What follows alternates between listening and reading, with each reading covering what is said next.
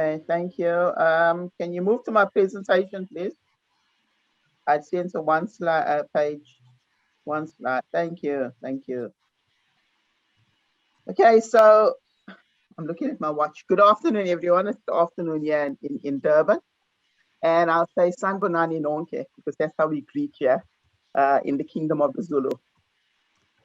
So I'm honored to share the Durban experience with you on decentralization. And if you look at the first box, it shows our eThekwini municipality. Durban is part of eThekwini municipality.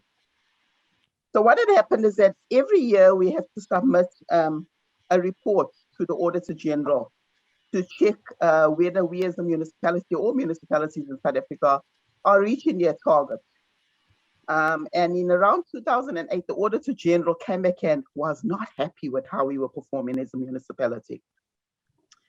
And he cited one of the challenges and one of the problems that were causing us to not deliver as we should be delivering is that we did not have a good package of policies in place to guide us regarding service delivery. And so we were instructed as a municipality to go back and to look at our policies or lack thereof of policies that we had. And then a department was set up. Our city manager then set up a department of research and policy, which sits directly in the office of the city manager. And one of the policy analysts, Carolyn Kerr, who has now retired, was tasked with driving this year and touching base with all departments within our eThekwini municipality, in the Durban municipality, to ensure that policies are aligned. So, can you all hear me? Sorry, I'm getting some feedback. Is it okay? We're fine, Jen, we're fine. Thank you. Okay, okay. And if you look at the cycle of how to develop policy, that again has just presented, this came out from the Durban experience, and Carolyn Kerr then put this together to guide all departments on how to develop their policies.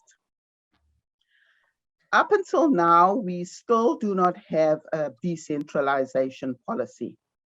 However, our IDP, which is our Integrated Development Plan, which is the guiding plan for our municipality, is very serious about decentralized cooperation. And one of our previous city managers then took this very seriously, and that's when MILE, the Municipal Institute of Learning, was set up in 2009 as a knowledge management platform to actually drive decentralized cooperation. So all our SDGs, all our programs in MILE, we align them to the SDGs. So MILE is also a platform for aligning the SDGs to whatever we do. And might I add that Sugien, who's no longer with the municipality, was the forerunner of MILE. And most of what we do today, Sugien actually developed, because he was the senior manager of MILE, who actually drove us and who actually helps us to disseminate this decentralized cooperation. I also want to just give some hope, because I know that there's many of us who don't have strong policies in place. And even though we still don't have a strong decentralized policy in place, we didn't become paralyzed due to the lack of this policy. We went out there and we did what we could do. But I can add that because we had political leadership and we had senior management and administrative leadership, we were able, and we still are able, to go out and to drive this decentralized cooperation, despite the fact that we do not have a policy in place. And from the previous presentation on policy and methodologies, one of the things that was said is that the methodology, the ways to engage decentralized cooperation is through learning and benchmarking. And that's what MILE is about. MILE is about peer learning. So it's peer-to-peer learning, learning from one another through our political administrative leadership. As we went along as MILE, we learned by doing. We didn't wait and then had this whole successful plan and went out to do. We learned by doing. And after each session, we'd come back to the boardroom as Mal, under the leadership then of Sugen, and we'd say what worked well and what didn't work well. So we learned by doing. And through doing as we went along, we realized that whilst we are doing, there's mistakes that we are making with our partners out there. And then we found the need to develop a set of policy guidelines and procedures on how to engage with our partners to make it an amicable relationship so that we are not frustrating our partners and our partners are not frustrating us in stuff that we're expecting to be done that's not been done. And this is just to give you an example of the set of guidelines and policy guidelines and procedures that every time we engage with partners, we email through to them and we say, yes, we put it up our hands. We want to work with you. We want to partner with you in an informal manner. But this is our set of policy guidelines. We expect an invitation letter from whoever's asking us to come and work, to come and partner. We say, send a formal invitation letter through to our city manager. We also want a concept note. Why do you want us to come? What are we there for? How are you going to work together? Send us a concept note on whatever project we are going to work on. We also ask for adequate lead time because we are very small departments as Mal. There's like 6 of us serving the whole continent. So we say, give us 3 months lead time so that we can fit you into our schedule, because often people will say, okay, can you come next week because we need to have our new IDP written and it's impossible for us to come in a week's time. We also have we also request a pre-workshop meeting, be it face-to-face, previously prior COVID, or virtual. We say, let's have a pre-workshop meeting so that we can determine your needs, we can determine your outcomes that you want for this partnership.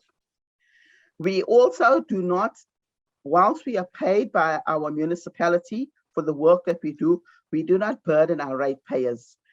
So we say that whoever we are partnering with has to pay for the accommodation, for our meals, for our travel, for our stipend.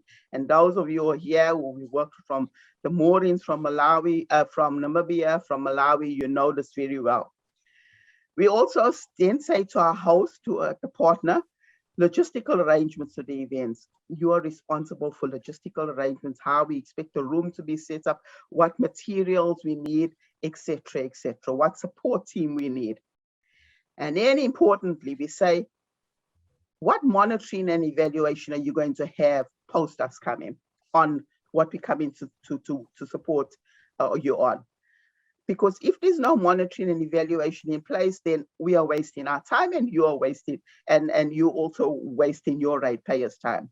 So for example, Costly and Blantyre, we've worked with you.